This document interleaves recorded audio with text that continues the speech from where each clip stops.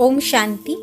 ब्रह्मा कुमारी दादी निर्मल शांता जी कहती है, मम्मा मुरली भी चलाती थी तथा यज्ञ की सारी जिम्मेवारी भी निभाती थी। सब कार्य कराना संभालना उनको ही करना पड़ता था। फिर भी उनके चेहरे, चलन और व्यवहार में कोई भी अंतर नहीं आता था।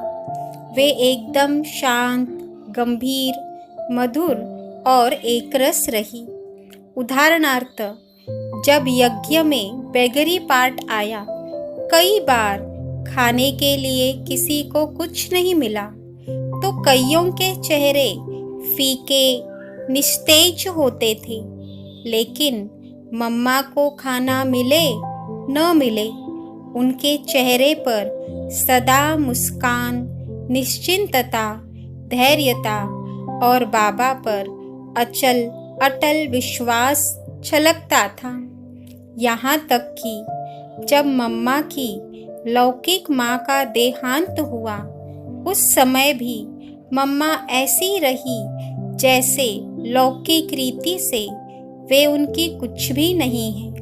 मम्मा के चेहरे पर कोई बदलाव नहीं दिखाई पड़ता था, एकदम शांत, स्थिर और एकरस। मम्मा एकदम रॉयल थी। ब्रह्मा कुमारी चक्रधारी दीदी जी सुनाती है, एक बार हमको मुंबई में बाबा के साथ 1 महीने तक रहने का सौभाग्य प्राप्त हुआ था। उस समय मम्मा दिल्ली में थी। मम्मा ने संदेश भेजा था कि जो बच्ची बाबा से मिलकर आई है वो अपना अनुभव मम्मा को सुना दे। मम्मा ने अपने कमरे में मुझे अलग से बुलाकर पूछा, कैसा रहा बाबा का साथ का अनुभव? क्या सुनाया बाबा ने? जब मैं अपना अनुभव सुना रही थी तब मम्मा का सुनने का तरीका बहुत विचित्र था। मुझे आज भी वह दृश्य सामने आता है। मम्मा एकदम लवलीन होकर बाबा के प्रति, बाबा के बोल के प्रति कितना प्यार और सत्कार है। मम्मा गदगद होकर सुन रही थी। मम्मा एक बाबा में 2 रूप देखती थी, एक परम पिता का और जगत पिता का। मम्मा ने बाबा को पूरा जान लिया था कि ब्रह्मा बाबा में कौन बैठा है, कौन यह महान ज्ञान सुना रहा है। मम्मा ने बाबा का पूरा अनुसरण किया।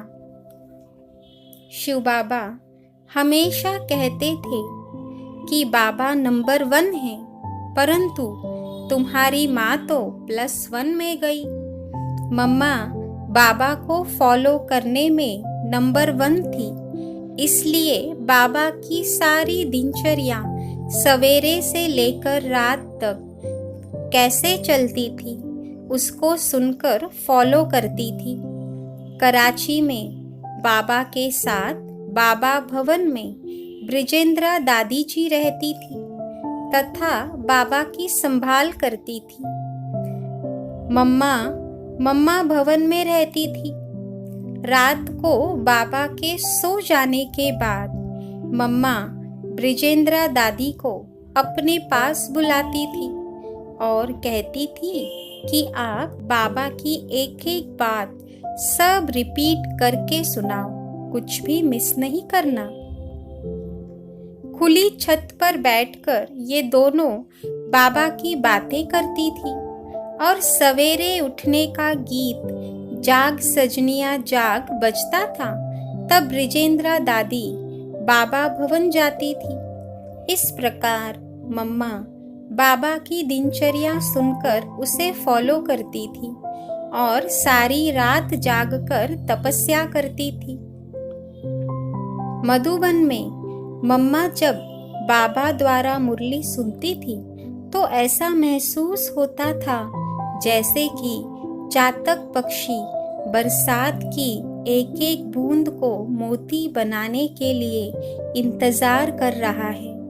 मम्मा बाबा के एक एक महावाक्य को सुनने के लिए तरसा करती थी और ग्रहण कर उसे तुरंत जीवन में उतार कर ज्ञान का स्वरूप बन जाती थी।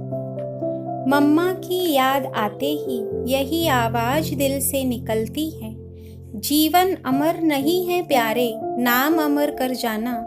जीवन अमर नहीं है प्यारे, नाम अमर कर जाना। जग में अनमोल बोल से सबका दिल बहलाना। जग में अनमोल बोल से सबका दिल बहलाना। ओम शांति।